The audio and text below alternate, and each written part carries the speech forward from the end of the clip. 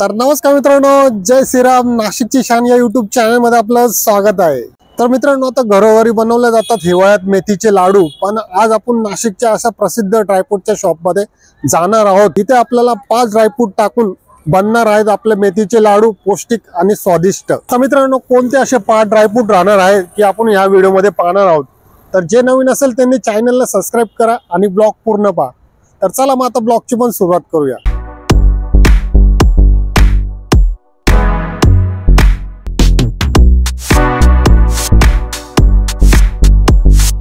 तर आपण आलो नाशिकच्या प्रसिद्ध अशा ड्रायफ्रूट शॉप मध्ये, जिथे आपले लाडू बनतील पौष्टिक आणि स्वादिष्ट, हरिसिद्धी ट्रेडर्स मध्ये. तर मित्रांनो, हे शॉपचे ओनर आहे. तर नमस्कार काका. नमस्कार. तर आम्ही जे ऐकलंय तुमच्याकडे 5 ड्रायफ्रूट टाकून लाडू पौष्टिक आणि स्वादिष्ट बनतात, ही गोष्ट खरी आहे? हो, नक्कीच. आमच्याकडे सगळ्या क्वालिटीचा माल आहे आणि त्याच्यामध्ये जे जे टाकलं जातं ते तुम्हाला दाखवतो. आपल्याला जे पौष्टिक थंडीचे पौष्टिक लाडू बनवायचे. ओके. त्याच्यामध्ये बघा, हे आपल्याकडे खोबरं आहे. हे खोबरं म्हणजे काळ्या पाठीचं राजापुरी प्युअर खोबरं आहे. खोबऱ्यामध्ये सुद्धा बरेच प्रकार आहेत आपल्याकडे. बघा, हे मद्रास खोबरं आहे. त्याच्यानंतर दुसऱ्या प्रकारचं एक खोबरं तुम्हाला पाहायला मिळेल. ओके. पण ह्या खोबऱ्यामध्ये जी पौष्टिकता आहे राजापुरीमध्ये, ती इतर कुठल्या खोबऱ्यात येत नाही. याचं पाहिजे तर तुम्हाला किस सुद्धा मिळेल. आपण किस पण ह्याच खोबऱ्याचा करून ठेवलेला आहे. बरोबर. हा किस आहे. त्याच्यानंतर खारीक जी असते याच्यामध्ये, लाडूमध्ये जी खारीक वापरल्या जाते ती काळीच खारीक वापरल्या जाते. आणि ही मुख्यत्वे ही पाकिस्तानची ओरिजिनल खारीक आहे. ओके. या खारीकमध्ये बरेच प्रकार आहेत. त्याच्यामध्ये तुकडा पण आहेत. त्याच्यामध्ये तुम्हाला खारीकमध्ये 2-3 प्रकार पाहायला मिळतील. बघा. ओके. त्याच्यानंतर याच्यामध्ये जे ड्रायफ्रूट टाकले जातात, काजूमध्ये तुम्हाला खूप प्रकार पाहायला मिळतील, लहान मोठे पांढरे. पण काजूचं वैशिष्ट्य असं आहे की जो ऑफ व्हाईट कलरचा आहे, म्हणजे हा तुमचा कोकणातला काजू आहे. ओके. हॉस्टेलमध्ये जो तयार होतो हा तो काजू आहे. त्याच्यानंतर जो बदाम टाकला जातो हा बदाम अमेरिकन बदाम आहे. नुसते कुठलेही बदाम लोक दाखवतील तुम्हाला, पण अमेरिकन बदाम मध्ये काय असतं तुम्हाला सांगतो. आता बघा, हा नुसता असा टोचला तरी याच्यातून एवढं तेल निघतंय. ओके. जर याच्यातून एवढं तेल निघतं, हा अमेरिकन बदाम आहे. त्याच्यानंतर अक्रोड आहे. हा अक्रोड हा चिलीचा आहे. चिली अक्रोड मध्ये खूप ताकद असते. याच्यामध्ये तुमच्या ब्रेन पर्यंत ताकद पोहोचली जाते. या अक्रोडचं वैशिष्ट्य आहे. याच्यामध्ये एक इंडियन अक्रोड येतो काश्मीरचा, पण त्यापेक्षाही चिलीच्या अक्रोडमध्ये जी ताकद असते ती त्या इंडियन मध्ये नसते.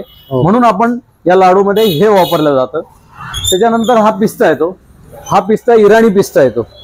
इराणी पिस्ता बघा, तुम्हाला कलरवरूनच लक्षात येईल इराणी पिस्ता कसा असतो.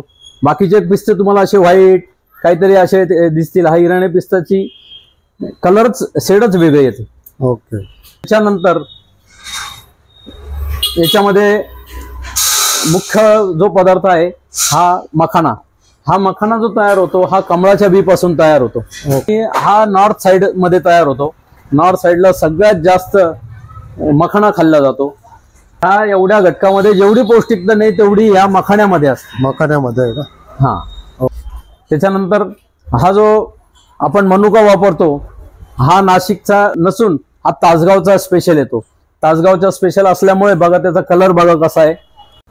आता ही विलायची बघा, ही विलायची नुसती फोडली तरी बघा तुम्ही किती स्वाद त्याच्यामध्ये येतो. बरोबर. भरीव दाणा आहे सगळा. मोठी विलायची त्याच्यामध्ये येणार. सगळ्या लाडूचा मध्ये स्वाद याचा येईल.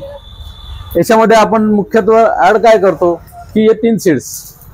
एक सूर्यफुलाचं बी येतं, एक भोपळ्याचं बी येतं आणि एक मगज म्हणतो आपण याला, हे टरबुजाचं येतं.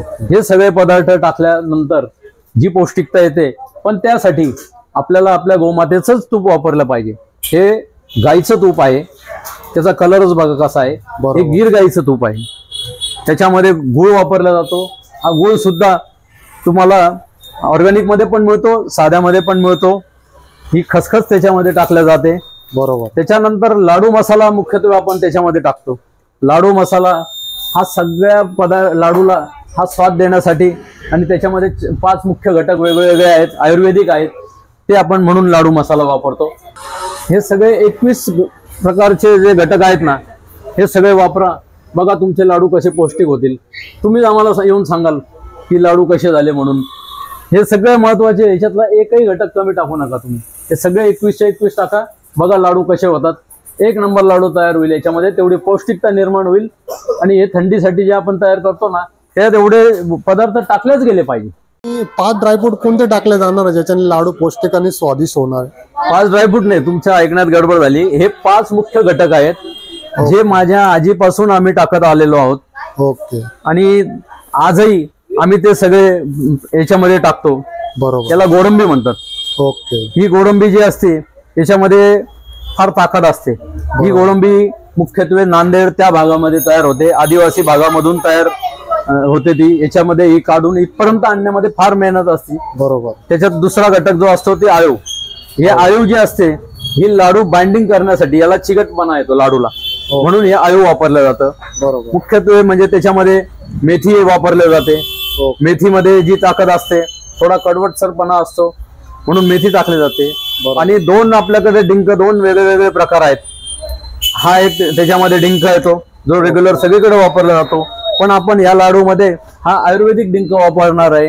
हा आयुर्वेदिक डिंक जो आहे तो बाबळीचा आहे, हा नॅचरल आहे. जसा झाडावरून काढला जातो तसाच्या तसा आपण त्याच्यामध्ये टाकणार आहोत. बरोबर. हे 5 मुख्य घटक जे आहेत हे माझ्या आजीपासून आपण फॉलो करत आलेलो आहोत, म्हणून हे जे लाडू तयार होतात ते सगळ्यात पौष्टिक तयार होणार आहेत. आणि हे जे 5 जे घटक दाखवले तुम्ही, मग हे आपल्याकडेच मिळणार आहे? हो, आपल्याकडेच मिळणार आहे. इतर कोणत्या दुकानात नाही? इतर दुकानात मिळतात, पण मी ज्या क्वालिटीचे आणलेले ही क्वालिटी तुम्हाला कुठे मिळणार नाही. असं आहे का? तर मित्रांनो, काकांनी पण आपल्याला खूप चांगली माहिती दिली यांच्या शॉपच्या बद्दल. तर आपल्या चॅनल बद्दल काकांचे पण धन्यवाद करूया. धन्यवाद काका. आणि यांच्या इथले आपल्याला 5 घटक कसे वाटले तर नक्की कमेंट करा. आणि कोणाला 5 घटक हे माहिती होते त्यांनी पण कमेंट करा. तर पुन्हा भेटू आपण नवीन ब्लॉगला मित्रांनो. जय हिंद, जय महाराष्ट्र.